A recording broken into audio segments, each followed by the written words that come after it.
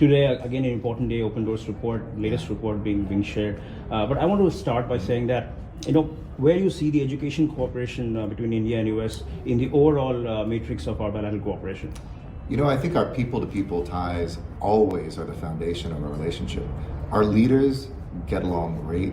They like each other. They're pushing this relationship, but they really reflect what we feel on the street. The streets of America, the streets of India. We are friends. We have aligned hearts. We look at the world similarly, and now this is reflected in education. And Indians are the #1 source of international students to United States universities. This is the second year running. We've seen an increase of 50% just in the last 2 years. And we see, in this last year alone, nearly 200,000 students who got their ticket, their opportunity to come to great universities and learn things that they'll be able to bring back to an India that is soaring. Ambassador, I'm just looking at the report, and it says that for the first time since 2008-9, India has become the top sender among the international cohort students. So, it took so long here, but how do you see the trajectory ahead, and how do you look at this achievement for India? I'm confident in our lifetimes we'll never see these numbers go down. I think there is such a great connection between the US and India. And by the way, the report also shows a 300% increase of US students coming to India. I want to see more American students coming here, just as I'm excited to see Indian students coming to the United States. They might be in science and technology, engineering, math, and medicine, like the STEM work that we're doing here. But it's also in other places. They're learning public administration. They're learning civic engineering to be able to help the growth of cities. They're confronting climate change and some of the challenges we have. And especially we're seeing more women apply. So those nearly 200,000 students now combined with the existing students mean there's over 320,000 Indians who are studying their futures, our world's future in American universities today. So till last year, which country was sending the highest number of students to America? India is #1. In the previous year, that's what I'm asking. Previously it had been China, and it really reflects not just great universities and ambitious and talented students. I think it reflects our relationship, that we see that we have the same values. We look at the future the same way. We want to attack the same challenges that we face, from climate change to health to emerging technologies like AI, together, and make sure that they're democracies that are guiding these values, not just autocracies.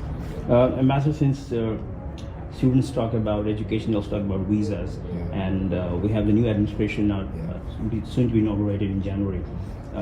Do you feel that with the new Trump administration in place, will there be any change in visa policies, especially for Indian students who look for US as a potential destination, possibly the largest? Well, I know President Trump feels very strongly about India. He and Prime Minister Modi have a great relationship. So it would certainly be my hope, and it would be my strong recommendation to not only continue this bridge, but to make it even stronger. Bring more Americans to India. Don't cut off any of the bridge from India to the United States. We only benefit from it when we see CEOs of companies like Google and Microsoft who came because of immigration opportunities. When we see Indians who return here with a US education, who are leaders in government, leaders in commerce and industry, leaders in medicine and research.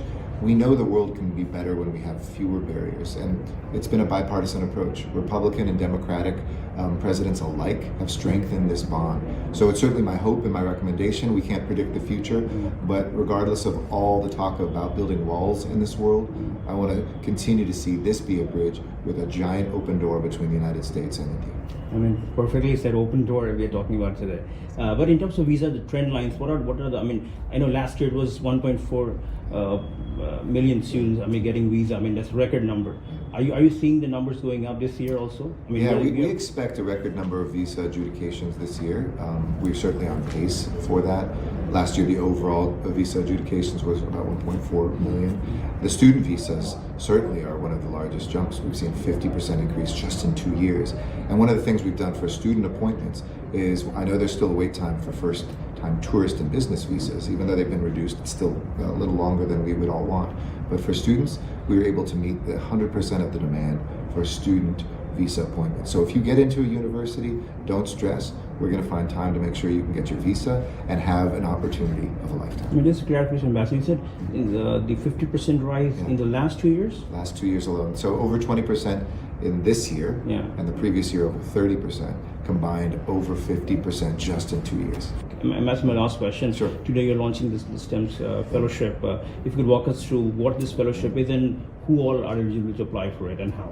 So Johns Hopkins University, which is one of our partners in advancing women entrepreneurship and excellence, we see the opportunity to bring 40 women who are going to study as STEM, science, it's 2 M's, science, technology, engineering, math, and medicine at a great university at a graduate school level and be able to bring those degrees, those lessons back here, fully paid for by the largesse of the university.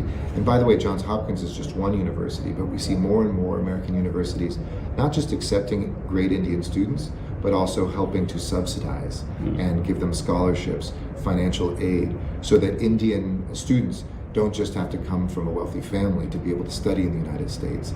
And that, I think, is a great example of how this partnership is really good for everyone.